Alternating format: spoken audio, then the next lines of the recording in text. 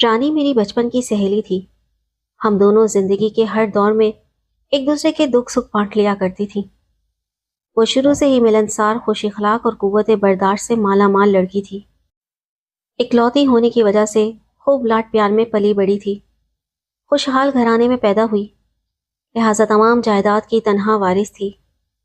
والدین کے علاوہ رشتہ دار بھی اس پر جان چھڑکتے تھے اور اس کے منہ سے نکلی ہوئی بات حرف آخر کا درجہ رکھتی تھی۔ اتنے ناز سے تربیت پانے والی لڑکیاں اکثر خود پسند اور خود سر ہو جاتی ہیں، جبکہ رانی نے کبھی اپنے دل میں ایسی فرسودہ عادات کو جگہ نہ دی۔ اتنے بڑے زمیندار گھرانے کی ہو کر بھی محلے کی غریب لڑکیوں سے دوستی رکھتی تھی۔ کبھی اس نے اپنی امارت اور ہماری غربت کا موازنہ کر کے ہماری دل شکنی نہیں کی۔ رانی کی امی کو ہم خالہ جی کہتے تھے۔ انہوں نے بھی کبھی بیٹی کو غریب لڑکیوں کے ساتھ کھیلنے سے منع نہیں کیا۔ میں نے بارہا محسوس کیا کہ رانی فیاض دل اس لیے ہے کہ اس کے والدین نہایت رحم دل اور سخی تھے۔ یہی وجہ تھی کہ وہ تمام سہیلیوں کے بیچ ایسے دمکتی جیسے نیلگو آسمان پر جھلملاتے ستاروں کے جھرمٹ میں چاند۔ ہم سب کی نظروں میں اس کی زندگی قابل رشک تھی۔ نہایت لاڈ پیار میں گزرا بچپن، اعلیٰ تعلیم سے آراستہ لڑکا پہن، اچھی خواہشات کی تکمیل سے بھرپور جوانی، اور پھر ایک کامیاب ازواجی زندگی، یہ سب قدرت کی ایسی عنایات تھیں جو رانی کی خوش اخلاقی کا انعام تھی۔ ریاض اس کے تایا کا بیٹا تھا، جس سے رانی کی شادی بڑی دھوم دھام سے ہوئی۔ وہ دبئی میں انجینئر کے عہدے پر فائز تھا۔ دونوں اپنی زندگی کے سفر پر نہایت مسرور اور مطمئن تھے۔ وہ اپنے شوہر کے ساتھ دبئی جا چکی تھی۔ میری بھی شادی ہو گئی اور میں اپنے شوہر کے ہمراہ جدہ چلی گئی۔ شادی کے بعد بھی میرا رانی سے رابطہ قائم رہا۔ وہ مجھے خط اور ٹیلی فون کے ذریعے خیریت سے آگاہ کرتی رہتی تھی۔ ریاض اس کے ساتھ بہت اچھا تھا۔ زندگی میں کسی شے کی کمی نہ تھی، تاہم 5 سال گزرنے کے بعد بھی اولاد جیسی نعمت سے محروم تھی۔ سچ ہے، زندگی پھولوں کی سیج نہیں، غم اور خوشی کا چولی دامن کا ساتھ ہے۔ یہ قانون قدرت ہے کہ اس دنیا سے کوئی انسان تمام خواہشات کی تکمیل کے ساتھ نہیں جاتا، بلکہ کوئی نہ کوئی حسرت نہ تمام ضرور دل میں دبا کر اس دار فانی سے رخصت ہونا پڑتا ہے۔ اس دوران ریاض نے رانی کا بہت علاج کروایا، بڑی سے بڑی لیڈی ڈاکٹر کو دکھایا، مگر مراد پوری نہ ہو سکی۔ رانی مجھے اپنے شوہر کے بارے میں لکھتی تھی کہ روبی، میں بہت خوش قسمت ہوں کہ ریاض مجھے اتنا چاہتے ہیں۔ انہوں نے مجھے کبھی اولاد نہ ہونے کا طعنہ نہیں دیا۔ سلجھے ہوئے انسان ہیں، ان کے خلوص اور پیار میں کبھی کمی نہیں آئی۔ وہ اس بات سے بھی پریشان نہیں ہوتے کہ ان کی جائیداد کا کوئی وارث نہیں ہوگا۔ تاہم رانی خود اس مسئلے پر پریشان رہنے لگی تھی اور اکثر مجھے اپنے خدشات سے آگاہ کرتی رہتی تھی۔ ساتھ ہی کہتی تھی کہ اگر خدا کو منظور ہوا تو وہ ہم دونوں پر ضرور کرم کرے گا۔ جب اس نے ہمیں ہر نعمت سے نوازا ہے تو ہمیں ہر حال میں اس کا شکر ادا کرنا چاہیے۔ اصل میں ریاض اسے سمجھاتا اور تسلیاں دیتا رہتا تھا، پھر بھی جانے کیوں وہ مطمئن نہ ہوتی اور کہتی کہ کاش ہمارے پیار سے سینچے ہوئے شجر محبت کو پھل پھول لگ جائیں۔ ریاض کی والدہ اور بہنوں کو بھی اس چمن میں پھول کھلنے کی تمنا تھی، مگر وہ روایتی ساس اور نندیں نہ تھیں جو رانی کو اس ناکردہ گناہ کی سزا دیتی یا ریاض کو اس سے بدل کرتی۔ وہ سب دعائیں کرتے تھے کہ یا رب کریم ہماری رانی کی گود ہری کر دے۔ ایک دن اچانک رانی نے مجھے ٹیلی فون پر اطلاع دی کہ وہ اور ریاض پاکستان آئے ہوئے ہیں، کیونکہ تایا جی کی صحت کافی خراب ہے۔ اس نے کہا کہ اگر تم ملنے آ سکو تو بہت اچھا ہوگا۔ ان دنوں میں بھی اپنے شہر آئی ہوئی تھی۔ اگلے دن اس سے ملنے چلی گئی۔ جب میں نے رانی کو دیکھا، جسے میں دنیا کی کامیاب اور خوش قسمت عورت سمجھتی تھی، تو وہ سراپا حسرت بنی ہوئی تھی۔ مجھ سے ملتے ہی اس کی آنکھیں نم ہو گئیں۔ ایک پھیکی سی مسکراہٹ لیے اس نے میرا استقبال کیا۔ میں نے کہا، رانی، تم نے ہمیشہ ہمیں خوش رہنے کا درس دیا، خود تم نے یہ کیسا روگ پال لیا ہے؟ کافی دیر تک اس کے پاس بیٹھی تسلی دیتی رہی۔ شام کو اس کے ساتھ کھانا کھایا اور پھر والدین کے گھر واپس آ گئی۔ اسی رات رانی کے والد، جو کافی بیمار تھے، وفات پا گئے۔ میں دوبارہ ان کے گھر گئی۔ رانی کا رو رو کر برا حال تھا، کیونکہ وہ صرف اس کے والد ہی نہیں بلکہ تایا بھی تھے۔ ریاض بھائی بہت غمگین تھے۔ وہ رانی کی طرف سے تو مضبوط نظر آئے، لیکن اس دن ایک عجیب واقعہ پیش آیا جس نے ان جیسے مضبوط انسان کے دل میں چھید کر دیا۔ والد کی وفات کے 6-7 دن بعد جمعرات کے دن ریاض کی والدہ نے شام کے وقت بیٹے کو بلا کر کہا کہ بیٹا، شام ہونے والی ہے، جلدی جلدی کھانے پر فاتحہ پڑھوا کر روٹی کسی غریب یتیم کو دے آؤ۔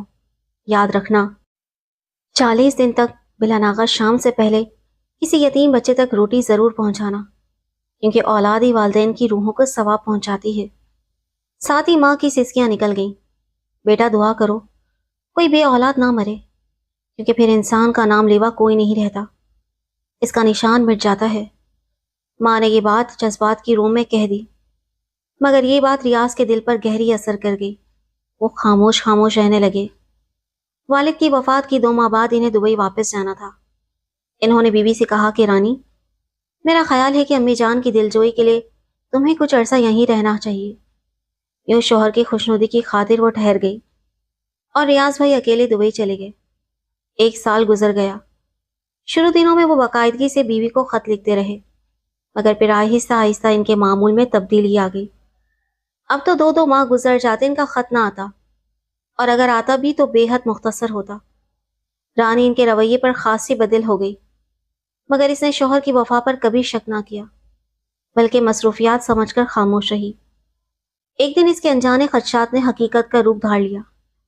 ریاض نے بیوی کو خط میں لکھا، رانی، ابا جان کی وفات کے بعد سے جب سے یہاں آیا ہوں دل بہت بے چین ہے۔ کئی بار سوچا کہ اپنے دل کی بات تم پر آشکار کر دوں، مگر ہمیشہ یہ سوچ کر خاموش ہو جاتا ہوں کہ میری بات سن کر تم جیسی وفاشار بیوی کے دل پر کیا گزرے گی۔ اس سے پہلے کہ میں تمہاری نظروں میں گر جاؤں، مر جانا بہتر سمجھتا ہوں۔ لیکن یہ سوچتا ہوں کہ اگر مر گیا تو اس دنیا میں کون ہوگا جو میری روح کے اس سالے ثواب کے لیے فاتحہ کرائے گا۔ یہ بھی سوچتا ہوں کہ رب عزت نے ہمیں تمام نعمتوں سے نوازا ہے، کون سی ایسی چیزیں جو ہمارے پاس نہیں۔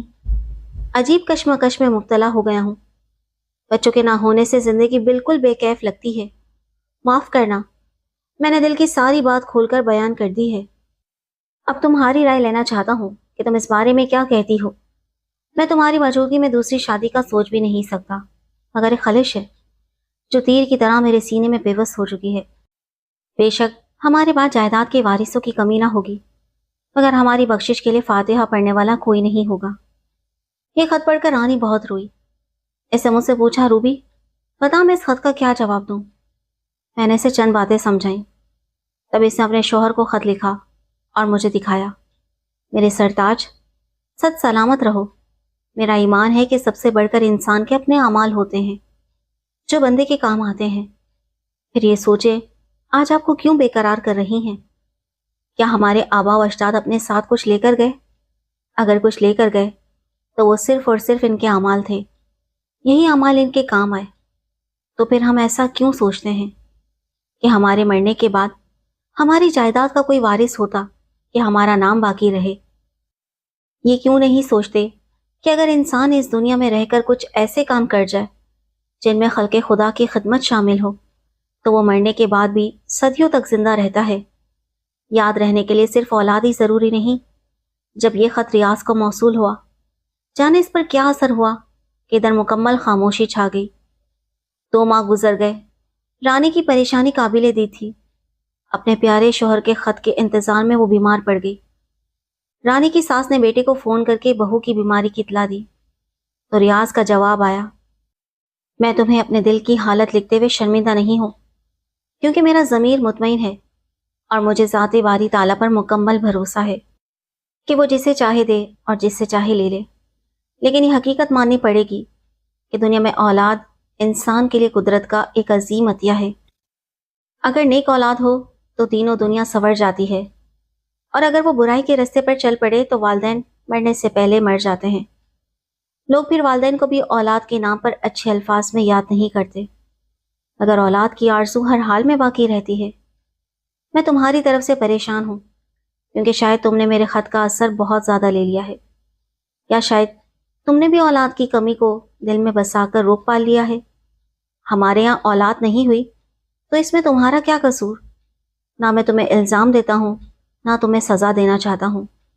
مرد اگر دوسری شادی صرف اولاد کے لیے کرتے ہیں تو وہ قابل معافی ہوتے ہیں، تاہم میں ہرگز تمہیں دکھی نہیں دیکھ سکتا۔ اگر میرا بس چلے تو میں دنیا کی ساری خوشیاں تمہارے قدموں پر نچھاور کر دوں، مگر مجھے بچوں سے بھی پیار ہے۔ ریاض کے اس خط سے اس کے دل کی محرومی اور بچوں کی شدید خواہش کا اظہار ہوتا تھا۔ محسوس ہوتا تھا کہ وہ اب زیادہ دن اس خواہش کو دبا نہیں پائے گا اور دوسری شادی کی اجازت کے لیے بیوی پر دباؤ ڈالے گا۔ پھر سنا کہ وہ پاکستان آ رہا ہے۔ میں حالات جاننے کے لیے رانی کے گھر گئی۔ وہ گھر کی صفائی اور سجاوٹ میں مصروف تھی۔ اس کی اپنے شوہر سے والہانہ محبت دیکھ کر میری آنکھوں میں آنسو آ گئے۔ اگر ریاض نے آ کر اس کے سارے خواب توڑ دیے تو کیا ہوگا؟ اور وہی ہوا جس کا مجھے اندیشہ تھا۔ ریاض کی آمد کے 2-3 دن بعد ہی رانی کی خوشیوں پر اوس پڑ گئی۔ اس کا شوہر دوسری شادی کرنا چاہتا تھا اور اسے اجازت مانگ رہا تھا۔ وہ اولاد کی نعمت سے مالا مال ہونا چاہتا تھا کیونکہ رانی باش تھی۔ اس میں اس کا کوئی قصور نہ تھا، مگر عورت ہمیشہ سزا پاتی ہے۔ حالانکہ یہ سب کچھ قدرت کی طرف سے ہوتا ہے۔ اس نے غمناک دل سے شوہر کو دوسری شادی کی اجازت دے دی تاکہ اپنے شوہر کو خوش اور مطمئن دیکھ سکے۔ ساس نے ایک لڑکی غریب خاندان سے پسند کی جو اس کی دور کی رشتہ دار بھی تھی۔ غریب لڑکی کو اس لیے چنا گیا کہ وہ رانی کی تابعدار رہے گی۔ شوہر بہت مشکور تھا۔ اس نے بھی کہا کہ وہ عمر بھر رانی کا احسان نہیں بھولے گا اور ہمیشہ اس کا وفادار رہے گا۔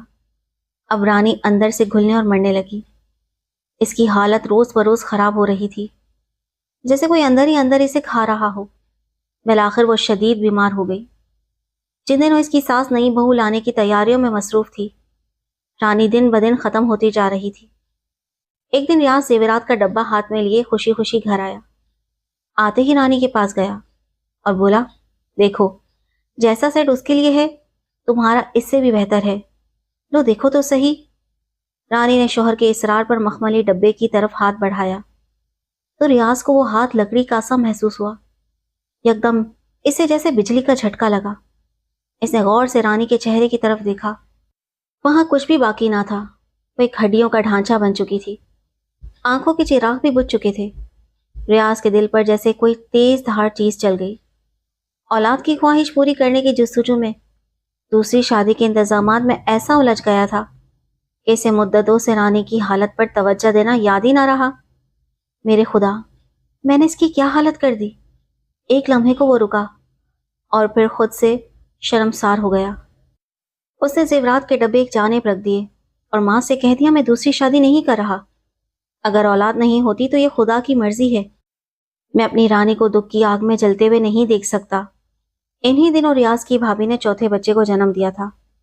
ریاض نے بھابھی کے پاؤں پکڑ لیے اور اس سے بچہ مانگ لیا۔ پھر وہ بچہ لے کر رانی کی جھولی میں ڈال دیا۔ آج اس واقعے کو کئی سال گزر چکے ہیں۔ رانی تندرست، توانا اور خوشباش زندگی گزار رہی ہے۔ اس نے آج تک اس بچے کو کبھی محسوس نہیں ہونے دیا کہ وہ اس کی حقیقی ماں نہیں ہے۔